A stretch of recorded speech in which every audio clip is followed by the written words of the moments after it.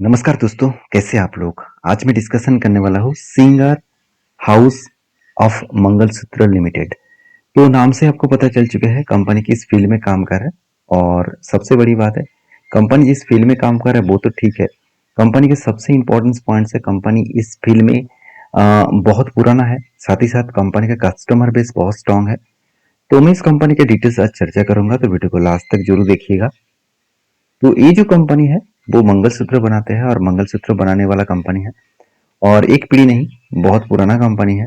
तो आप देखेंगे कंपनी के सबसे बड़ी बात है, कंपनी जिस कैटेगरीज में मंगलसूत्र को बनाते हैं, जिस तरीके से मंगलसूत्र को बनाते हैं, वो यहाँ पे डिटेल्स आप देख सकते हैं। और सबसे इंपॉर्टेंट पॉइंट है इसका क्लाइंट्स बेस। देखिए इसका क्लाइंट्स में जितने सारे बड़े से बड़े ज्वेलरीज कंपनी है, वो सारे कंपनी इस कंपनी को सेल आउट करते हैं, मतलब प्रोडक्ट को डिलीवरी करते हैं। जैसे तनिक्स हो गया, रिलायंस हो गया, मलबार हो गया। तो और भी देखिए कितने सारे इसके साथ जुड़े हुए कंपनी से, आप एक एक करके लंबा सा लिस्ट आप यहाँ पे देख सकते हैं।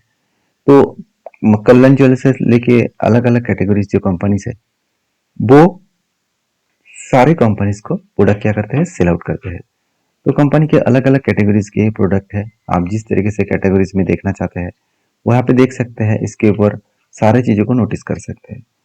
अभी चलो कंपनीज के डिटेल्स के बारे में जानकारी ले लेते हैं। कंपनी का डिटेल्स क्या है।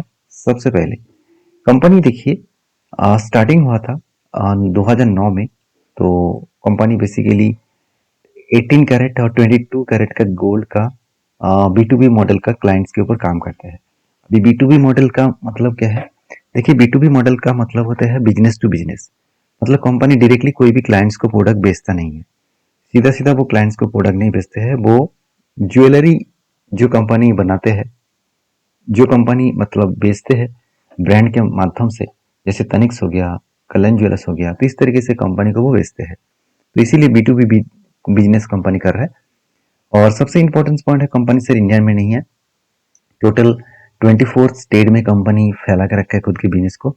और 4 यूनियन टेरिटोरीज, जैसे यूके हो गया, न्यूजीलैंड हो गया, यूनाइटेड मतलब अरब एमिरेट्स हो गया, यूएसए हो गया एंड फिजी हो गया। तो इस तरीके से जगह पे कंपनी बिजनेस को फैला के रखा है। तो सबसे ज्यादा कंपनी का जो बिजनेस चलता है वो है यूनाइटेड अरब एमिरेट्स के ऊपर, जहाँ पे इसका टोटल ओवरऑल क्लाइंट जो है, मैं पहले आपको बता चुका हूँ, Malabar gold, Titan, GRT jewellers, Reliance. तो इस तरीके से अलग अलग कंपनी इसका क्लाइंट्स है। तो कंपनी के बिजनेस मॉडल आपको समझ आ चुके हैं। अभी कंपनी के टोटल 34 कॉर्पोरेट क्लाइंट्स है, 1090 के आसपास होलसेलर है एंड 81 रिटेलर्स है। तो बेसिकली कंपनी के टोटल 237 एम्प्लॉयज काम कर रहा है फिलहाल के लिए। और ये डेटा है 30 तारीख का, जून मंथ का। तो बेसिकली रिसेंट का डेटा है। तो अभी कंपनी का देखिए परफॉर्मेंस के बारे में चर्चा करूंगा, क्योंकि कंपनी कुछ भी करे परफॉर्मेंस कितने इंपॉर्टेंस है वो देखना चाहिए। तो मुझे कंपनी का फाइनेंशियल डिटेल्स बहुत स्ट्रांग लगा, क्योंकि कंपनी का जो सेल्स का रेवेन्यूज का जो ग्रोथ है वो 30% के आसपास ग्रोथ हुआ। और उस बेसिस में कंपनी के जो प्रॉफिट मार्जिन है वो 96% के आसपास प्रॉफिट मार्जिन को यहाँ पे इंक्रीजिंग किया। तो बेसिकली रेवेन्यूज के मामले में 30% ग्रोथ, और देखा जाए तो प्रॉफिट ग्रोथ 96% बेसिकली इस साल में किया है। तो शानदार परफॉर्मेंस कंपनी किया है। कंपनी के एसेट के बारे में बात करें, कंपनी का हर साल एसेट धीरे धीरे करके बढ़ता हुआ देखने को मिले। टोटल जो इनकम है 950 से लेकर 1100 हुआ, उसके बाद 1400 करोड़ हुआ। तो एक अच्छा खासा मैसिव इनकम यहाँ पे देखने को मिला। और सबसे इंपॉर्टेंट पॉइंट है profit after taxes. Company taxes profit के बाद कितना दिया, तो 23 करोड़ के बाद 30 करोड़, उसके बाद 60 करोड़। मतलब कंपनी यहाँ पे अच्छा खासा प्रॉफिट का जो ग्रोथ है, टैक्स देने के बाद जो प्रॉफिट है वो अच्छा खासा यहाँ पे कंपनी ने दिखाया। तो अच्छा खासा प्रॉफिट ग्रोथ यहाँ पे देखने को मिले। और उससे भी बड़ी बात यह है कि कंपनी जो कर्जा लिया वो मिनिमम है। कितना मिनिमम है, चलो एक बार मैं आपको दिखा देता हूँ। देखिए कंपनी का जो कर्जा है 0.61। मतलब देखिए एक कंपनी को माना जाता है 0.50 के आसपास अगर कर्जा हो, और उससे भी ज्यादा अगर कर्जा हो, तो वो प्रेशराइज में है। अगर 0.0 के नीचे है तो ठीक है। तो यहाँ पे 0.61 है, और कंपनी इस कर्जे को कम भी करेगा, तो मैं अभी आपको बताऊंगा। उससे पहले देख लीजिए कंपनी का आरओसी बहुत स्ट्रांग देखने को मिला। अर्निंग पर शेयर बेसिकली 8.43 के आसपास है और देखा जाए तो पी रेशियो 19 के आसपास है। तो वैल्यूएशन सस्ता देखने को मिल रहा है और अर्निंग पर शेयर कितना स्ट्रांग है बाकी कंपनी से कंपेयर करके दिखाऊंगा। तो उससे पहले एक चीज को और भी आपको यहाँ पे देखना होगा, वो क्या है, वो जो डेटा मैं आपके साथ शेयर करूंगा वो आपको जानना चाहिए कि इस कंपनी आईपीओ क्यों लेके आ रहा है।